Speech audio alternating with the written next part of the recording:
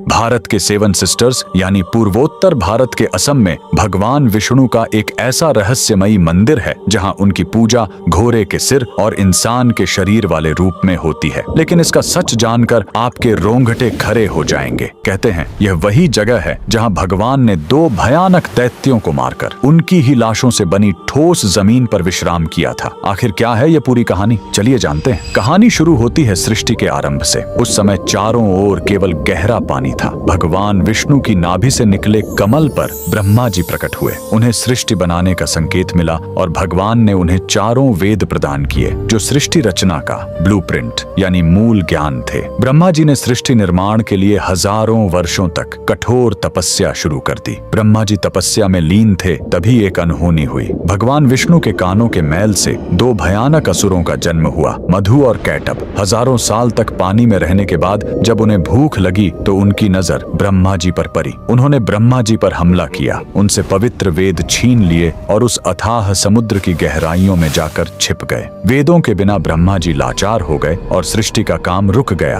ब्रह्मा जी घबराकर विष्णु जी की शरण में गए, लेकिन समस्या बहुत बड़ी थी। मधु और कैटभ ने तपस्या करके देवी महाशक्ति से इच्छा मृत्यु का वरदान पा लिया था, यानी वे अपनी मर्जी के बिना मर नहीं सकते थे। तब वेदों को वापस लाने के लिए विष्णु जी ने हयग्रीव अवतार लिया। उन्होंने घोड़े का सिर इसलिए चुना ताकि उसकी तीक्ष्ण बुद्धि और सूंघने की शक्ति से वे समुद्र के उस घने अंधेरे में भी वेदों को खोज सके। भगवान हयग्रीव पानी के भीतर गए और असुरों से हजारों साल तक युद्ध किया, लेकिन वरदान के कारण वे मर ही नहीं रहे थे। अंत में भगवान ने अपनी माया से उन्हें मोहित किया और पूछा कि तुम्हारी मृत्यु कैसे होगी। असुरों ने अहंकार में शर्त रखी, हमें वहां मारो जहां पानी न हो, एकदम सूखी जगह। पूरी दुनिया में तो पानी ही पानी था। तब भगवान ने अपना विराट रूप धारण किया, अपनी विशाल जांघों को पानी से ऊपर उठाया और कहा, मेरी जांघें सूखी हैं, और वहीं उन दोनों का वध कर दिया। मरने के बाद उन विशालकाय दैत्यों के शरीर से जो भारी मेद यानी चर्बी निकली वो जम गई और उसी से यह ठोस धरती बनी। इसीलिए पृथ्वी को मेदिनी कहते हैं। युद्ध के बाद थके हुए भगवान हयग्रीव ने इसी नई बनी जमीन पर असम के मणिकूट पर्वत पर विश्राम किया। उन्होंने वेद ब्रह्मा जी को लौटाए और ज्ञान की पुनः स्थापना की। इसीलिए हयग्रीव भगवान को आज भी बुद्धि और तर्क का देवता माना जाता है। कमेंट में जय श्री हरि जरूर लिखें।